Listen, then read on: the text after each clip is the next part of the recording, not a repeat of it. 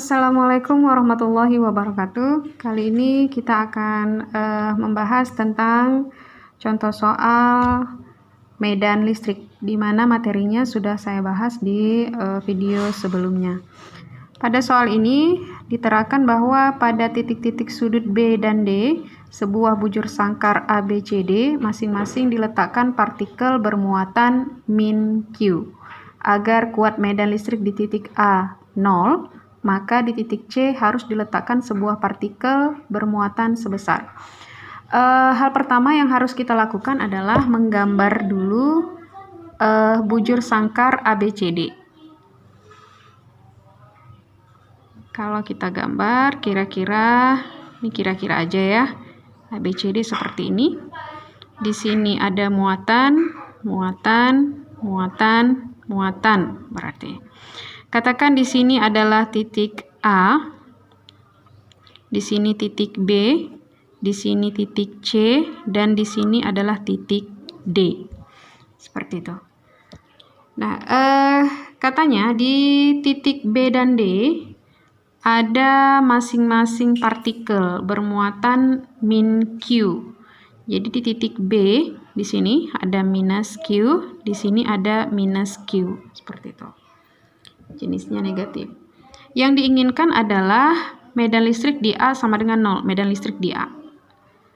Maka di titik C harus diletakkan sebuah partikel bermuatan berapa. Nah, di sini ditanyakan berapakah muatannya. Titik A akan merasakan medan listrik akibat muatan negatif B. Jadi, arah daripada medan listrik di titik A nantinya akan ke sini. Nah, seperti itu. Di sini saya namai EAB, medan listrik di titik A akibat muatan B. Kemudian di titik A juga akan merasakan medan listrik akibat muatan negatif D. Di D ada muatan negatif, berarti arah daripada medan listrik di A pasti menuju si D. Seperti ini kira-kira. Ini adalah EAD. Nah, seperti itu. Untuk sementara di A sudah ada dua vektor EAB dan EAD. Dari sini kita sudah bisa menentukan resultan dari kedua vektor itu, terlepas dari medan listrik yang dialami si A akibat muatan C. EAB ke kanan, EAD ke atas. Kalau begitu mencari resultannya seperti ini sudah dipelajari di kelas 1. Nah, inilah yang disebut sebagai, saya namai EA akibat muatan B dan muatan D, EABD. Nah, jadi ini EABD adalah resultan dari EAB dan EAD. Nah, agar kuat medan di A sama dengan 0, di titik A harus sama dengan 0, maka harus ada vektor lain yang berlawanan arah dengan EABD, di mana nilainya harus sama dengan EABD, supaya resultan di titik A sama dengan 0. Nah, kalau begitu, kita gambarkan vektor lain itu pasti harus berlawanan tadi. Asumsi kita berlawanan berarti arahnya harus kemari. Nah, arahnya yang harus kemari inilah yang menjadi EAC, medan listrik di A yang harus dimiliki oleh si A akibat muatan C. Kalau kita perhatikan, ini arahnya kan kemari ya. Otomatis ini kan menjauhi si C. Kalau mendekati si C kan arahnya ke sana, searah dengan EABD. Tapi ternyata ini kemari, berarti menjauhi si C. Karena dia menjauhi, berarti menjauhi C, berarti muatan di C sudah pasti adalah muatan positif. Jadi medan listrik di A akan menjauhi muatan C karena titik C mengandung partikel yang bermuatan positif. Seperti itu. Oke, kembali lagi tadi. Agar medan listrik di A sama dengan 0, berarti EABD harus sama dengan EAC. EABD harus sama dengan EAC. EABD tadi muncul akibat resultan dari EAB dan EAD. Berarti ini penjumlahan dari EAB dan EAC. AD harus sama dengan EAC. Nah, seperti itu. Siapakah EAB? Siapakah EAD? Dan siapakah EAC? Kita cari dulu untuk nilai resultan EAB plus EAD. Nah, boleh kita lihat di sini. EAB, kita lihat dulu untuk EAB sama dengan rumusnya K dikali QB per RAB kuadrat. Ini sudah saya uraikan rumusnya di video sebelumnya. K-nya saya buatkan saja K. Q di B, muatan di B tadi adalah min Q. Tapi karena dalam matematika atau dalam perhitungan kita buat Q saja. Untuk jarak antara AB yang akan kita masukkan di RAB tadi disebutkan bahwa ini adalah berupa bujur sangkar, artinya sisi-sisinya sama panjang. Kita misalkan aja A ke B adalah R, maka B ke C juga R, C ke D juga R, sedangkan D ke A juga nilainya R. Maka RAB bisa kita masukkan nilainya berupa R, berpangkat 2. Oke, itu untuk EAB. Kemudian bagaimana dengan EAD? Berarti sama dengan K dikali QD per RAD kuadrat. K-nya biarkan dalam K. QD muatan yang ada di titik D. Di titik D ada muatan minus Q. Nih, tadi dari sini. Kita buatkan saja Q tanpa memasukkan nilai negatifnya. Karena negatif itu hanya menandai jenis daripada muatan. Jarak antara AD. A dengan D jaraknya adalah R. Di sini kita masukkan nilai R kuadrat. Kuadratnya dari sini ya. Oke, itu untuk EAD.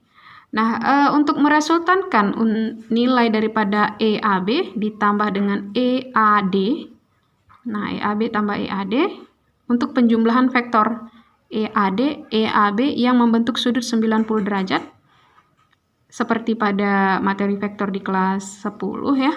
Maka ini sama dengan EAD kuadrat tambah EAB kuadrat ditambah 2EAB kali EAD dikalikan dengan cos 90.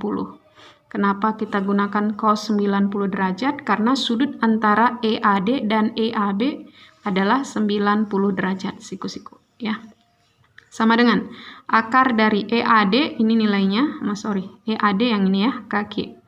Kaki per R kuadrat, jangan lupa dikuadratkan, tambah EAB, ini nilainya, kaki per R kuadrat, ini juga dikuadratkan, ditambah dengan, nilai ini, cos 90, cos 90 ini nilainya adalah sama dengan 0. Ya, sama dengan 0, sehingga kalau 0 dikali EAD, dikali EAB, dikali 2, tentulah nilainya sama dengan 0. Jadi tambahkan dengan 0 seperti itu.